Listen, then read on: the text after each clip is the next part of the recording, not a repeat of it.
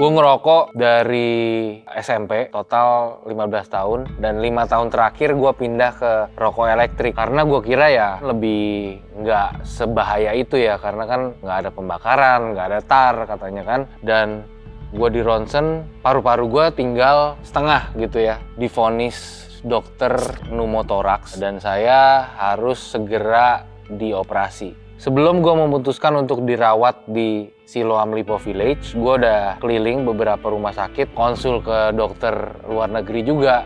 Cuman gue tuh nggak nyaman sama dokter-dokter yang gue ketemuin gitu ya. Kayak gue yang sakit, panikan mereka gitu daripada guanya gitu kan. Sampai akhirnya gue ketemu Profesor Allen di Siloam Lipo Village, di mana dia bisa jelasinnya dengan tenang. Jadi guanya sebagai pasien juga ya gue juga lebih tenang gitu ya. Dan kalau gue harus dirawat, oke, gue pengen dirawat sama Profesor Allen gitu loh. Gue Kevin, 28 tahun. Hari ini gue bisa bilang dengan bangga gue seorang mantan perokok dan gue seorang mantan pasien Siloam. Rokok elektrik apapun bentuknya bukan merupakan suatu solusi untuk terhindar dari penyakit paru.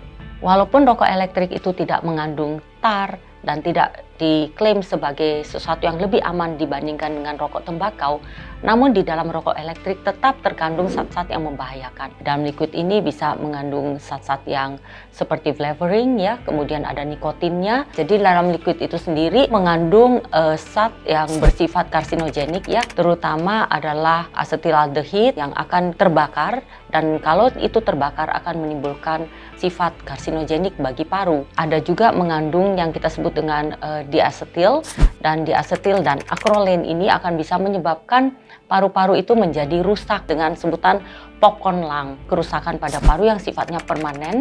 Dalam bahasa medisnya biasa kita kenal dengan bronkiolitis obliterans. Kebetulan pada saat ini saya pernah menangani seorang pasien bernama Kevin, usia 28 tahun, yang saat itu datang kepada saya dengan keluhan sesak napas. Dan pada saat kita melakukan anamnesis dan pemeriksaan fisik itu mencurigakan ini adalah suatu pneumotoraks. Dan setelah saya melakukan pemeriksaan lebih lanjut, yaitu pemeriksaan fototoraks, kelihatan sekali bahwa pada paru kanannya sudah kolaps, sudah terjadi bocor hampir seluruh paru kanan. Ini adalah gambaran tampakan paru kanan dan ini adalah tampakan paru kiri. Secara normal paru-paru itu harus kelihatan ada corakan bronkofaskuler atau ada serat-serat putih seperti ini.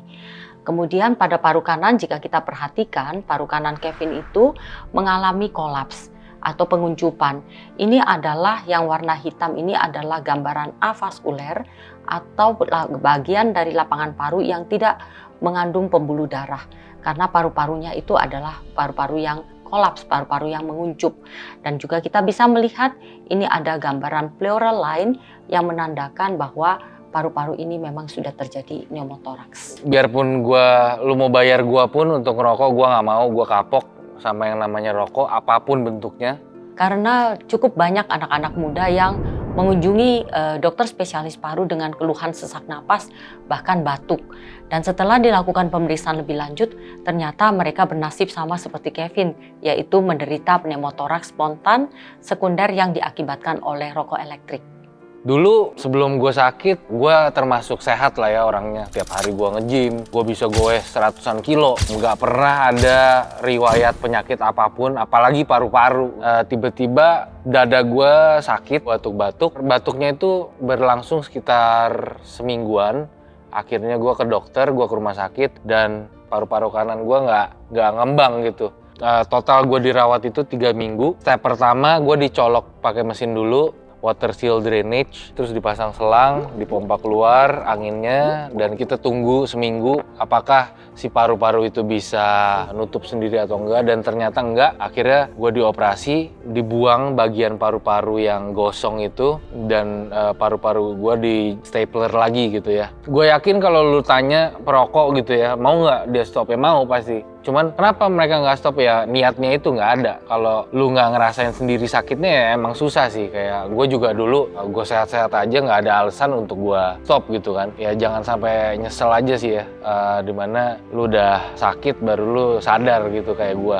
Caranya berhenti ya berhenti, nggak ada yang namanya kurangin, itu nggak efektif. Gue udah coba pindah ke rokok elektrik kayak itu bukan solusi, pindah ke permen karet kayak itu juga masih ada, lu masih kecanduan juga sama nikotinnya. Jadi gimana caranya berhenti ya lu berhenti aja, udah lu buang jauh-jauh, quit and that's it. Hari ini udah 6 bulan dari gua keluar rumah sakit, gua udah sembuh total, gua udah bisa balik olahraga lagi, gua udah bisa traveling, gua udah bisa paragliding.